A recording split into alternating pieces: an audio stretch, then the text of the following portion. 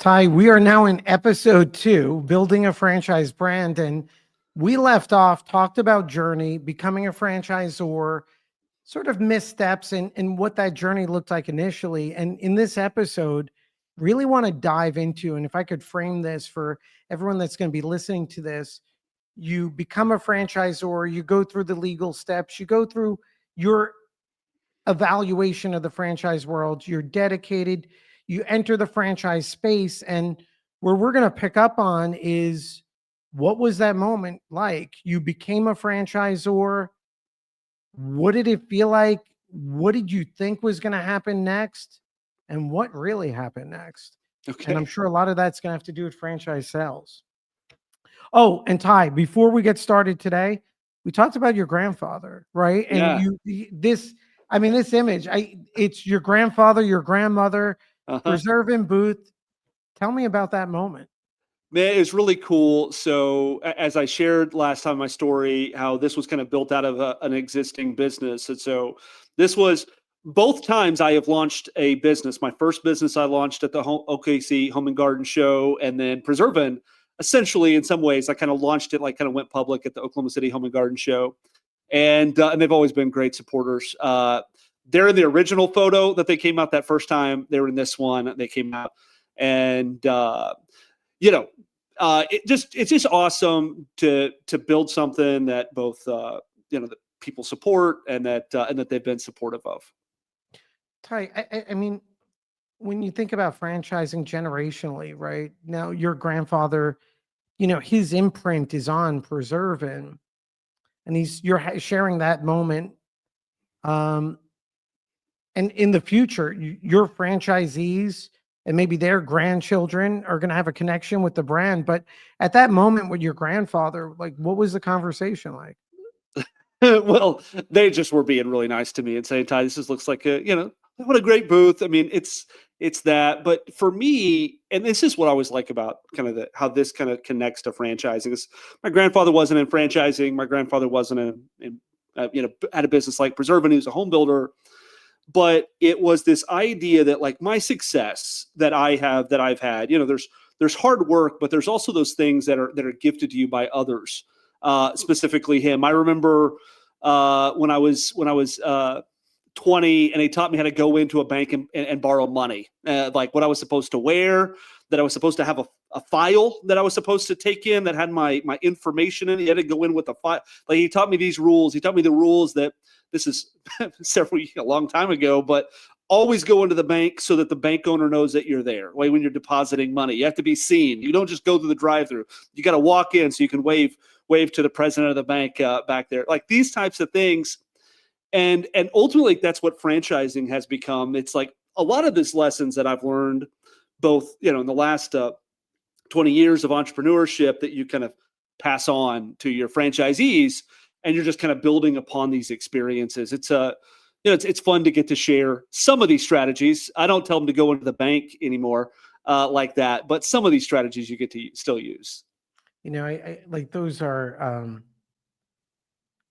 I think the older you get, the more you realize that life is very generational, right? Yeah. And you become generational focused and lifting up the next generation. But Hmm. yeah, you know, I love the story about the bank. And you think about how the world's changed. Yeah. Um, and you know what? The franchise world's changing because, like, for everyone, we're going to talk about franchise sales right now. And, the franchise world, everyone, I see it. I see proposals out there and everything else. People act like it's this mystical act or someone has a secret formula, or if you just do X. But before we get into the magic seeds and all the other claims that people make, you become a franchisor. What was that like? Like, what did you expect and what was reality? Man, I don't really even know if I had expectations. I mean, there's this part, and I think that most entrepreneurs have this, of just unrealistic belief in what you're doing, that you just kind of believe it's going to happen. And so you just go out there and you do the thing. So I definitely had a good, healthy, well, no, not even a healthy dose. I had a strong dose of just that type of like, this is going to work out. But I didn't have any specific education, like, or expectations. And for us, and I think this is good for others, that if they do this, we had this belief that we put our FDD out and became a franchisor like almost immediately. We had 2 franchises within days of issuing our FDD. Essentially, I mean, our first one we had within a few weeks of issuing, and then our second one we had within 2 months of issuing our initial FDD. And that was, that's because I had just been building this drumbeat of Preservan with my community. Like, this is what I'm doing. This is what I'm doing. I started talking about that I was franchising my business with my friends, family, and colleagues the moment that we started working with the franchise attorney, which would have been almost 6-7 months prior to when we actually issued the FDD. So we almost immediately became franchisors, which I don't know if there's a good way or a bad way, but that was the way that we did it. Well, and that's a great example, right? When we're working with clients,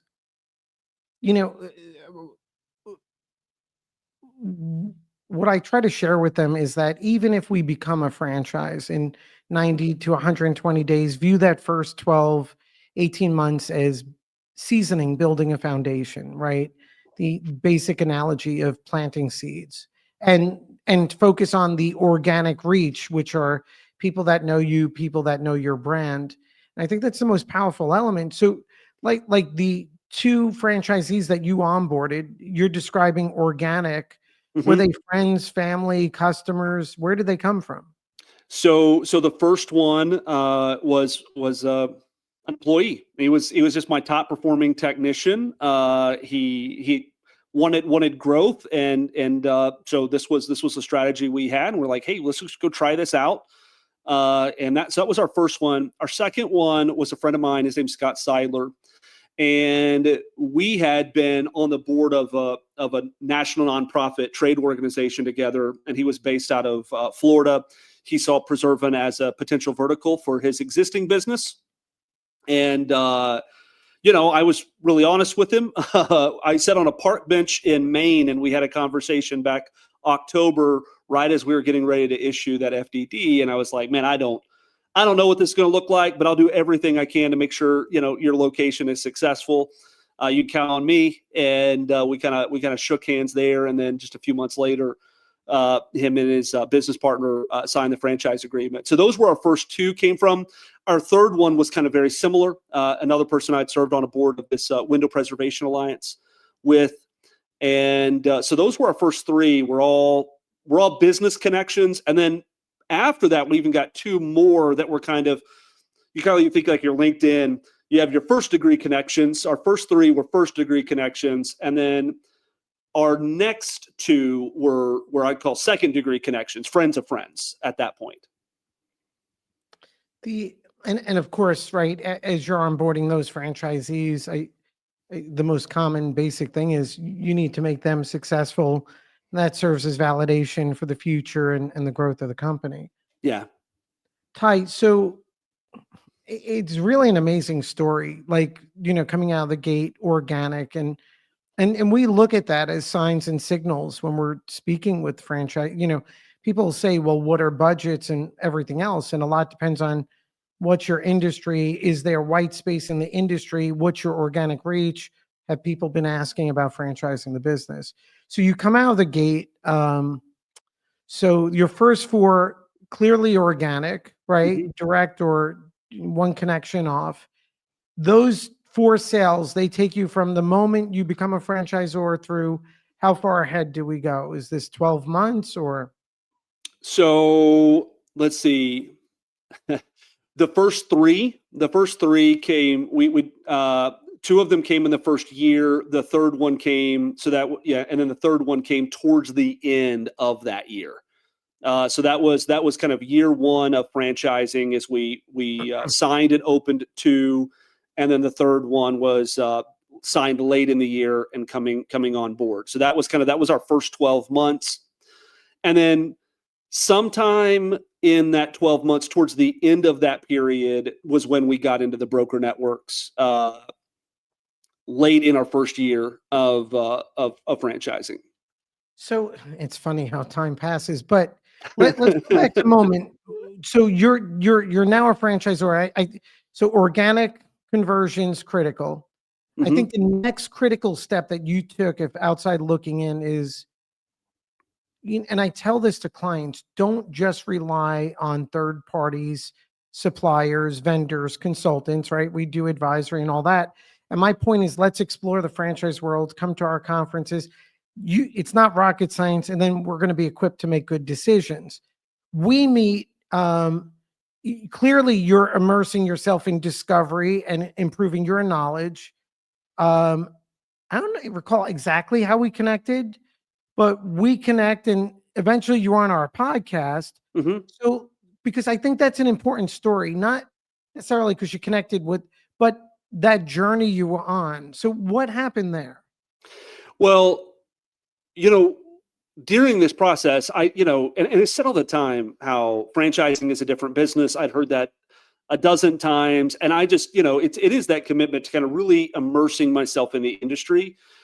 There's goods and bads that came of that, but really kind of going all in. And so looking for the top voices that are talking about franchising on the internet, on YouTube, seeing which of those voices I kind of culturally or values aligned with how they were talking about, whether it's franchise development or franchise support, kind of matching myself up to those, and then just really kind of going deep into the catalog, which is ultimately how you and I got connected, because I think, I watched some of your videos, I probably commented and then connected with you on LinkedIn.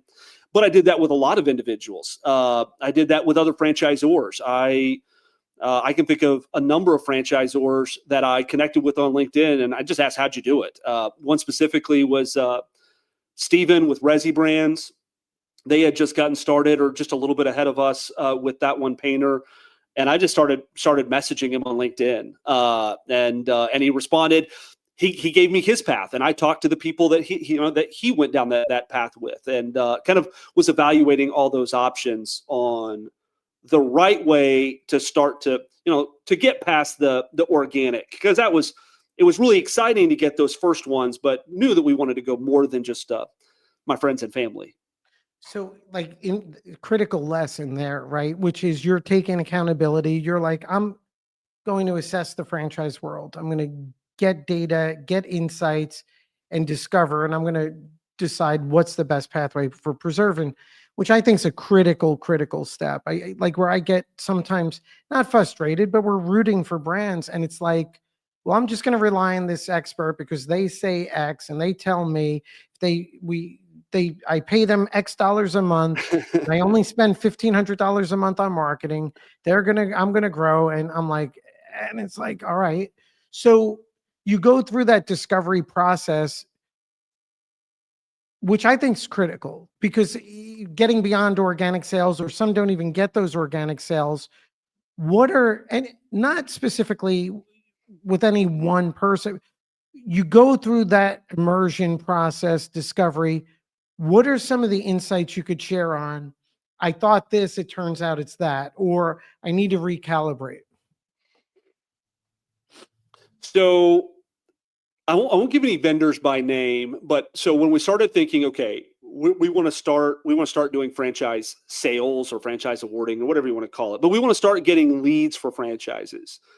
We tried a number of different things. We threw, I had my local marketing company that used to run ads for our business here. I had them run some ads.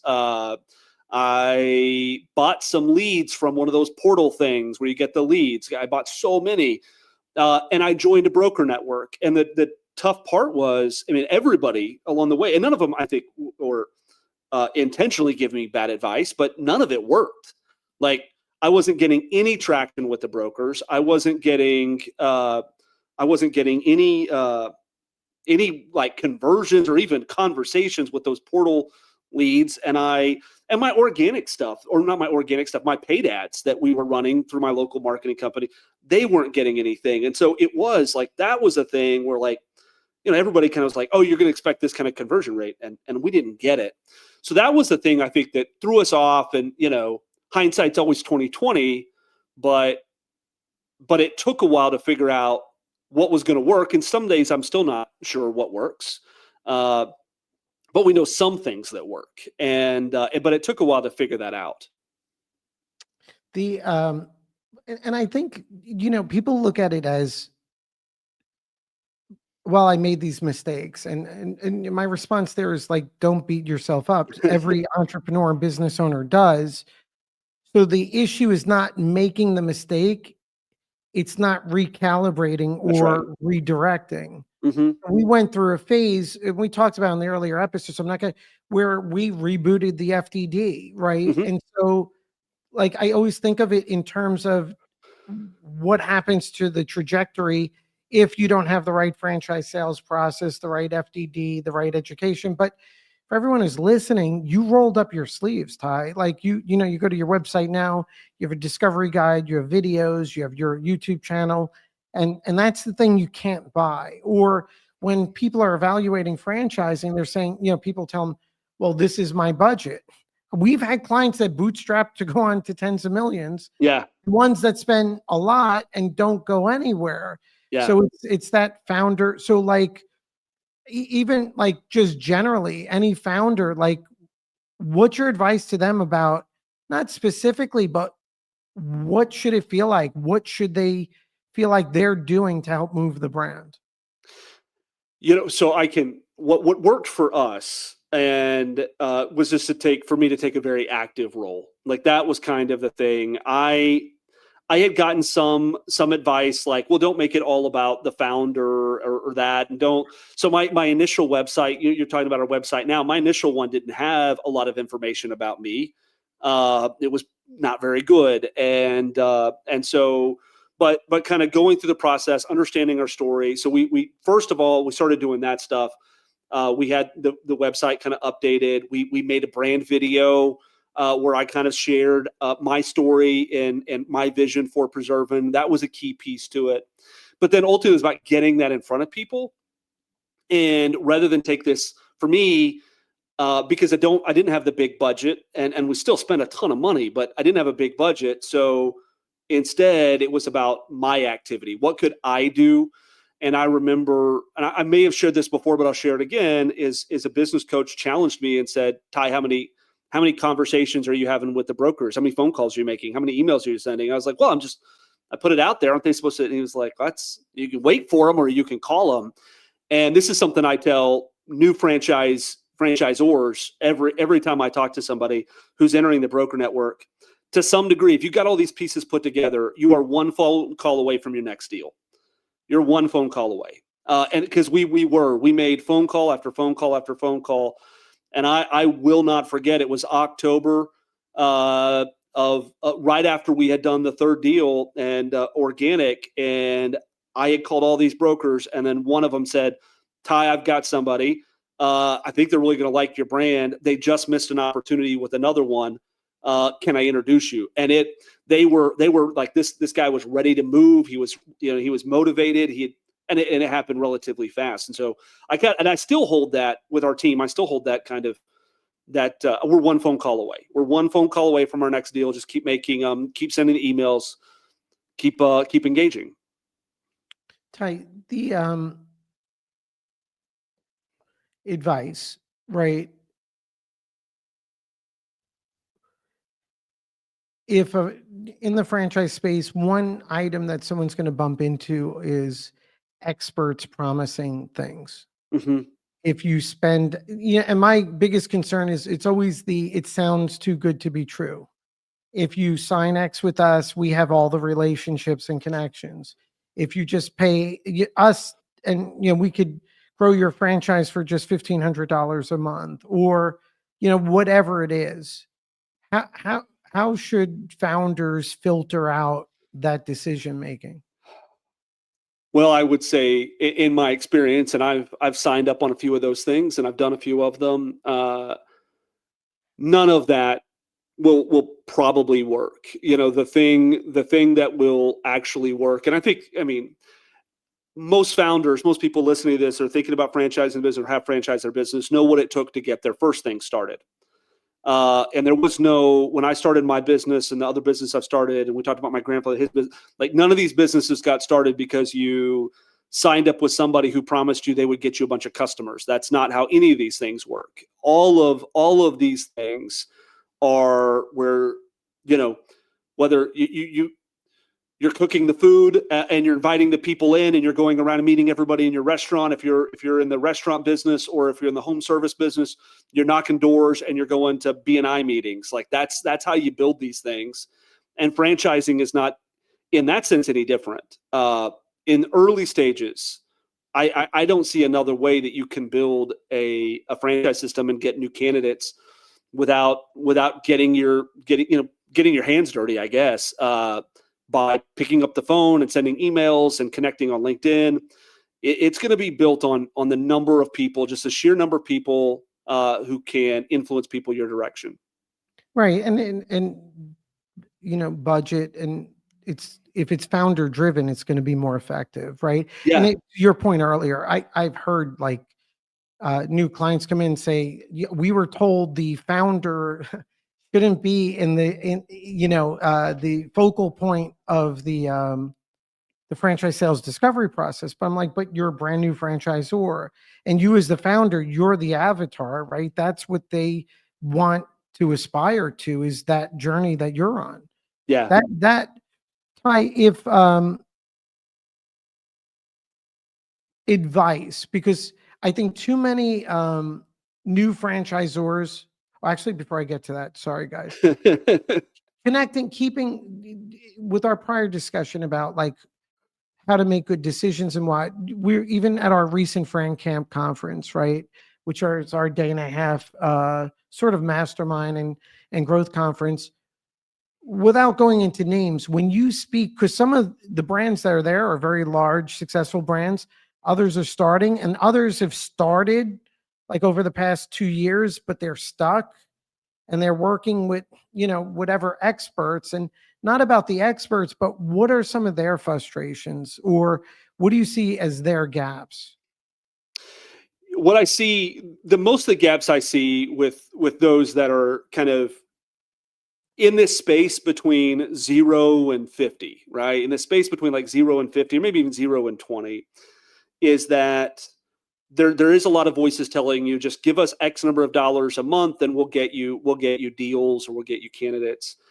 And I don't think that works. I really don't. I mean, I'm sure that it does work sometimes, and there are ways that it can work. But when you're this early on, I think it just takes, well, as I said earlier, getting your hands dirty and getting connected, and both being actively involved in your discovery process with the potential candidates. Like you have got to, I still to this day, and I don't plan on changing anytime soon. And we've actually developed our team around making sure I'm available. I take discovery calls. I go through the process, and I have support, but I go through the process with the candidates. And then also in this, the sales process, whether that's connecting with people that you think would, in your friends and family, and you just got to ask them like, hey, this is what I'm doing. Is this something you'd be interested in? Or picking up the phone and talking to the consultants out there. I just don't think an emerging brand or startup brand, you can market your way to success unless you have, with money, I guess. If you have enough money, you can do all things, but unless you're just dealing with just a huge bucket of cash, and you're wanting to bootstrap or even just keep the cost lower as the franchisor, that's what you're going to have to do. And that's the thing. Like when you hear people talk about, I franchised my business and it was $100,000 for the marketing and the website. Maybe you can do that, and that's realistic, but you're going to have to really hustle to get people that you don't know to be interested. And it takes a lot of work. So you need to get someone good to manage your corporate location, so you can go out there and make all those phone calls. Well, and this ties in perfectly with what I think a fundamental item, which is to me, it's about seasoning the brand. I think the biggest issue is, and sometimes they've spent very few dollars, and sometimes they spent over 100,000, they have their whole package from the franchise developers and all this other stuff. And they have their FDD and they have their operations manual and they have their franchise sales manual and they have their discovery and they have their franchise sales website. But when we look at it, it's all generic. And this gets to the franchise discovery process where when you're having a conversation with franchisee candidates, what does that first communication look like? What is the collateral videos and things they're reviewing? What's your presentation and conversation? And is it about those generic things that we see so often? So before a franchise, let's say you are a franchise, or maybe you even have 10 franchisees, but things aren't right, before you start spending more money on leads or chasing down brokers, what would be the gut check? What are the fundamentals you see or recommend that they have in place for franchise sales discovery process? And Ty, with the extra element of you may think you have it, but you really need it at a deeper level. So the thing that you have got to have down, the thing you've got to have down, and you do a great job promoting this, but I was introduced to this prior, but you guys do a great job, is you got to have your story down, your brand story, both you as the founder's version of it, and then what that means for your business, and then the brand story that you're trying, the vision you have for franchisees, what their life is going to look like. That you've got to have that locked in. And then you've got to be communicating that to whoever's doing your content development. So you got to be basically kind of handing them a brand story and saying, I want my website to have these things. I want my brochures to have these things. I want my everything. Like, we're going to build this on this story.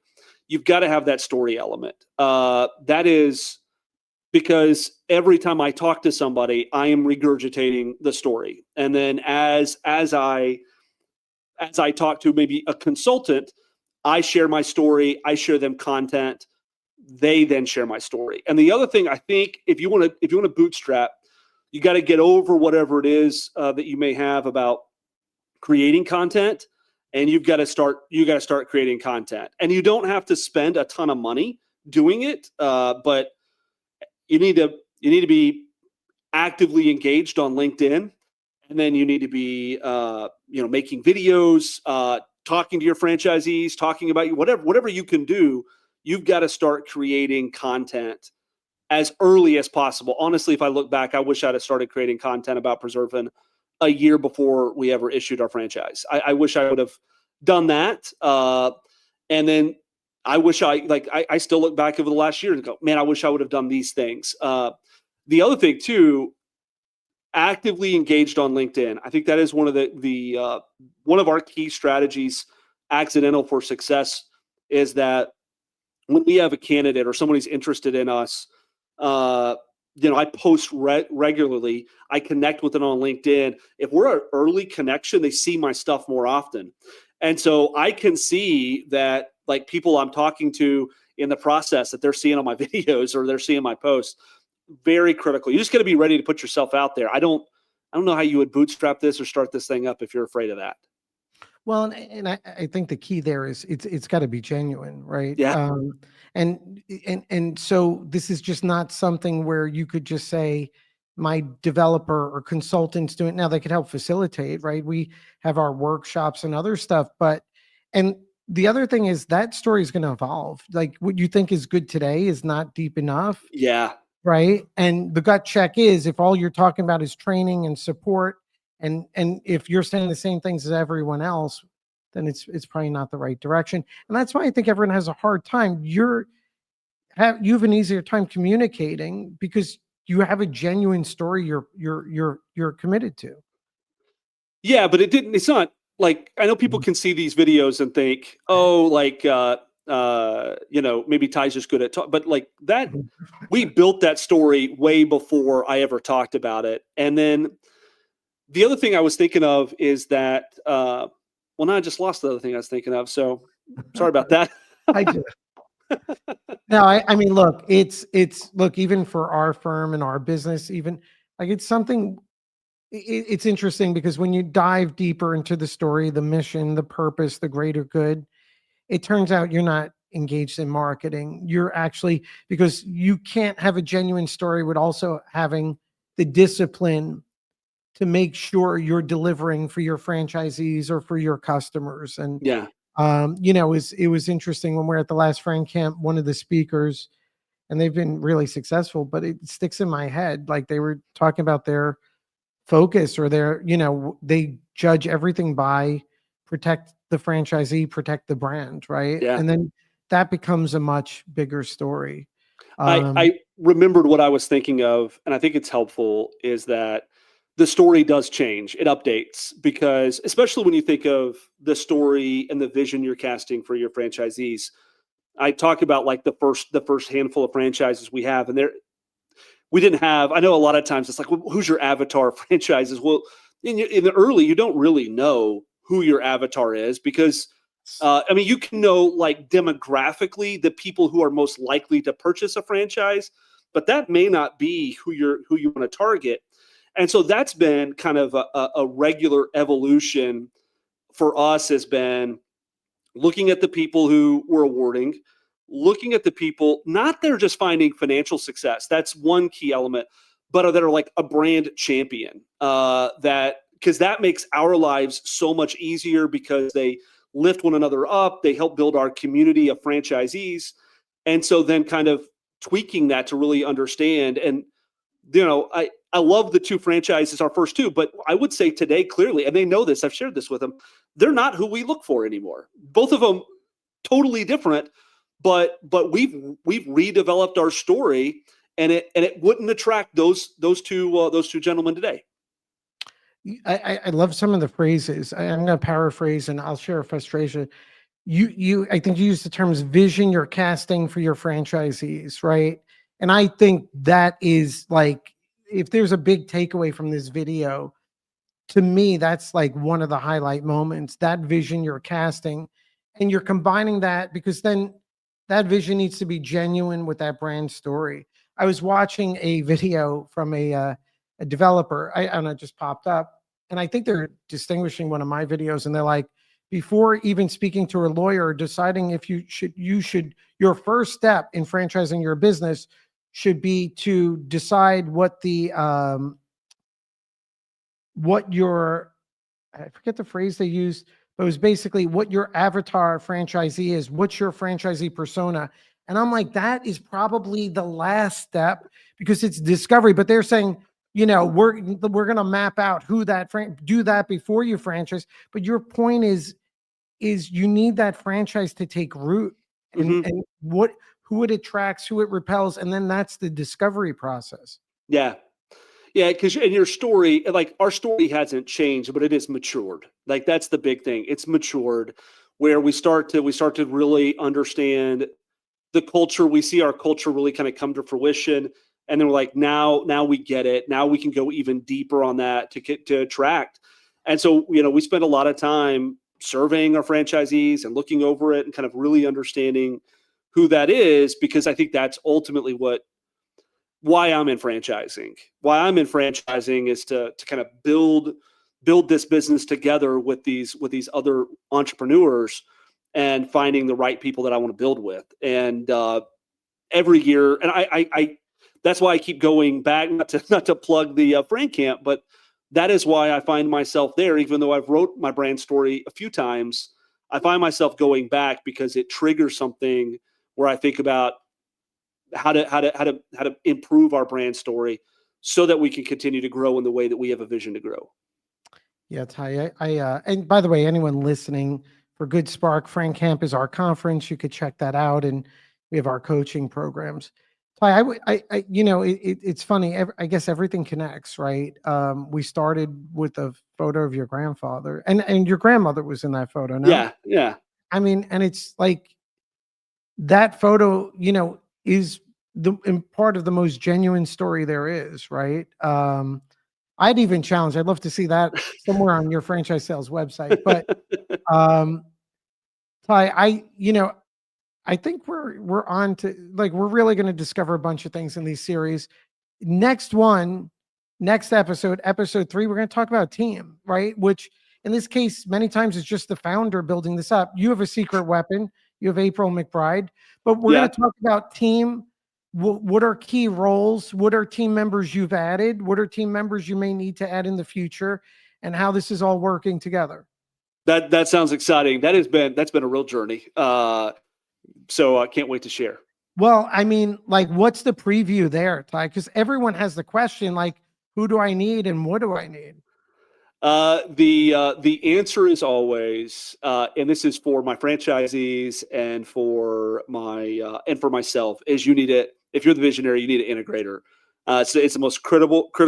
Call it your number two. You can call it your COO, whatever you want to call it.